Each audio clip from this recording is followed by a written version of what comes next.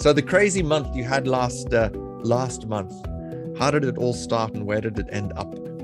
I don't think you intend to take it in this direction, but I'm going to do that because I think it has to be contextualized even further.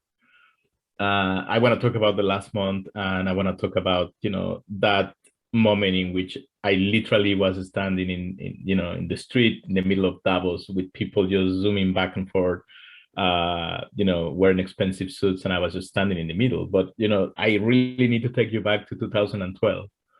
And in 2012, it had been about 3 years since a think tank that I created in California had been sponsored by the US State Department and by USAID to implement a project in Mexico to increase the Human Development Index. Basically, the conditions in Mexico, the country, the city I was from, it was incredible to see how, life expectancy, access to education, in general, the concept of sustainable prosperity was not a thing, that people could aspire to.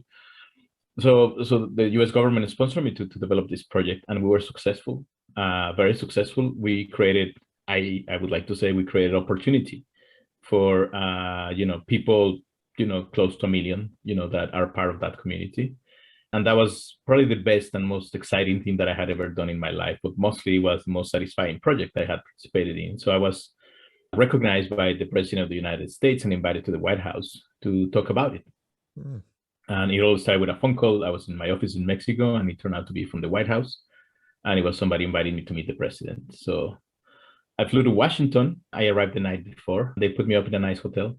I was making a phone call when I felt somebody pulling me from behind.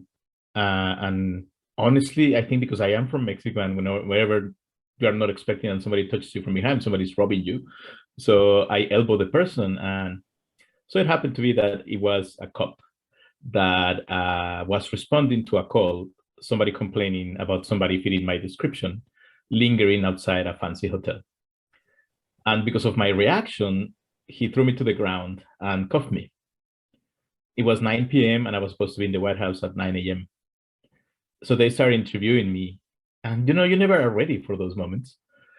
So I didn't know what to say. I didn't know. He was like, "What are you doing in Washington? Are you illegal here?" And I was like, I was not answering because, I didn't want to say I come to see the president for many reasons, because I thought that it was going to end there. But no, I was on the ground, face down, my hands in my back, cuffed.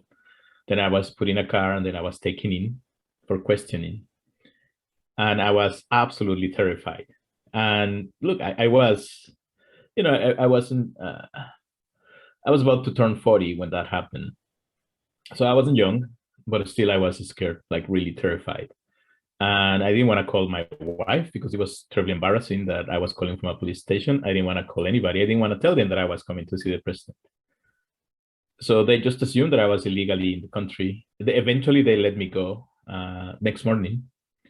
And I had about an hour to go to the hotel, shower, and go to the White House. And I remember clearly the embarrassment walking into the hotel in front of which I had been arrested the night before, and people working at that hotel who remember that moment and saw me as there is this criminal, no? So I showered, I put a suit on, I went to the president.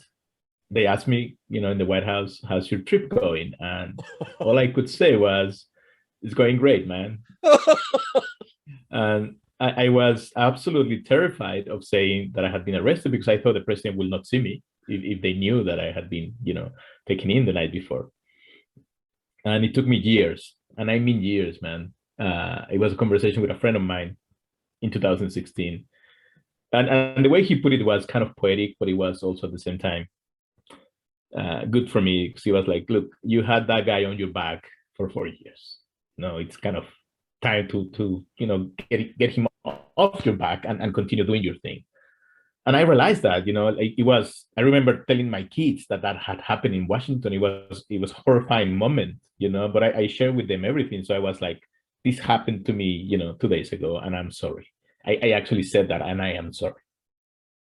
But when this guy told me that, I was like, you know what, that's true. I don't think I should be embarrassed. I think if anything, the police, the cop should be embarrassed, because they didn't do any research, and they just went after the guy that was not white and arrested him.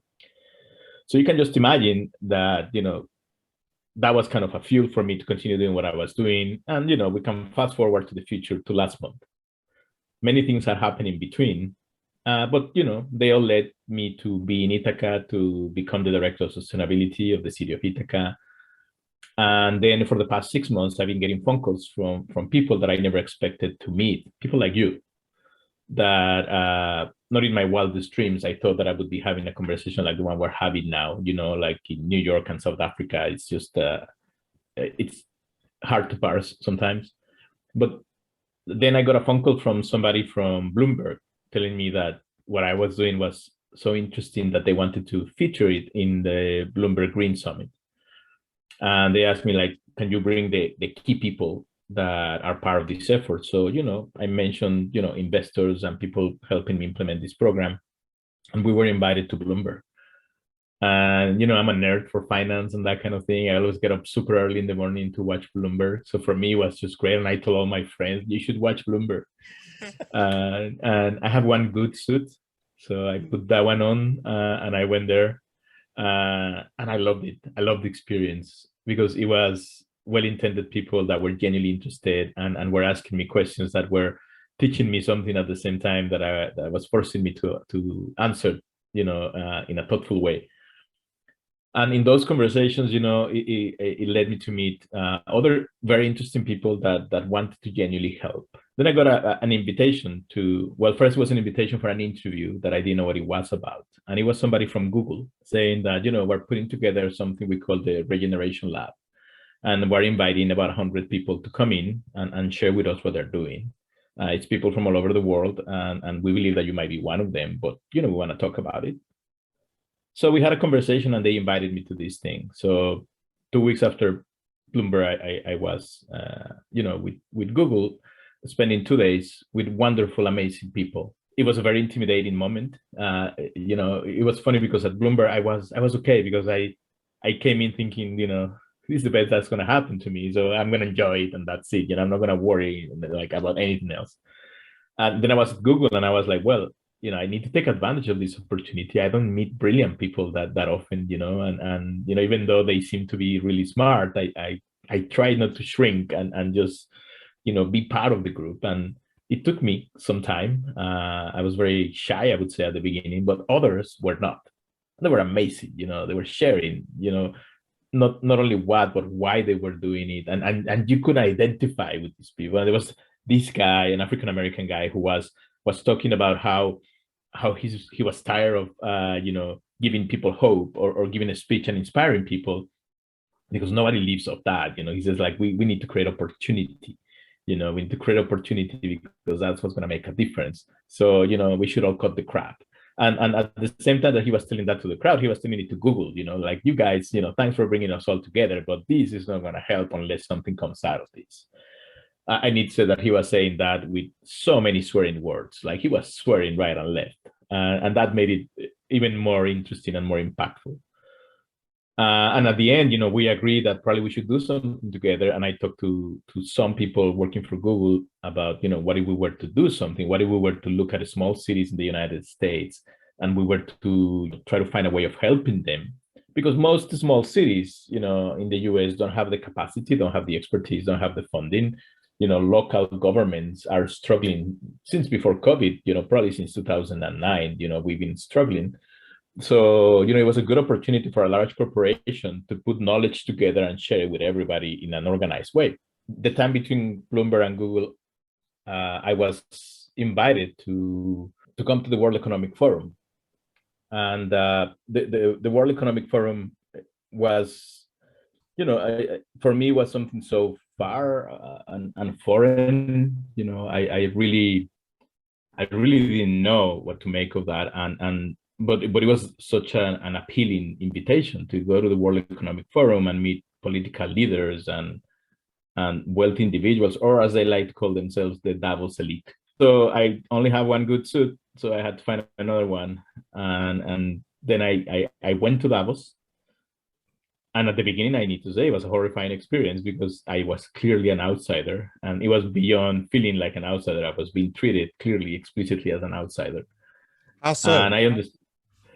Well, the first interaction that I had with people, they literally mocked me in a very explicit way, to my face, and some of the, let's say, the reflections that they shared with me were like, what you are sharing is just too small for us to be interested in it. And I was like, I don't think it is. I think it is the foundation of something really big. But if you look at it from the size of it, but yeah, it's very small. But if you look at it from the seed of this gigantic tree that could produce change, then you will realize. But not everybody was buying it. But then it evolved. I found my way through Davos, and I eventually met the right people. I had the right conversations, and my message never changed. I'm representing something very small, but with huge potential. And towards the end, I was much more confident, whenever I was in a meeting telling people, I think we found a way of helping the small cities, not only in the US, but in the entire world. And I believe that, this blueprint is not necessarily a silver bullet, but it's a wonderful foundation for people to produce change and be part of that. There's always this moment, where you just stop for a second and think. And then I was like, I'm far, I'm in Davos, I'm very high up in the mountains, but mostly I am so far removed from that moment in Washington.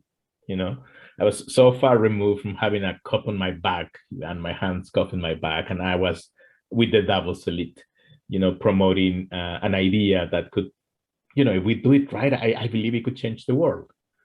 So it's just interesting, man. And I think once again, it just tells you this dude must be pathologically optimistic, I'm not sure you would have survived without some sort of pathology. I'm just glad it was a positive one.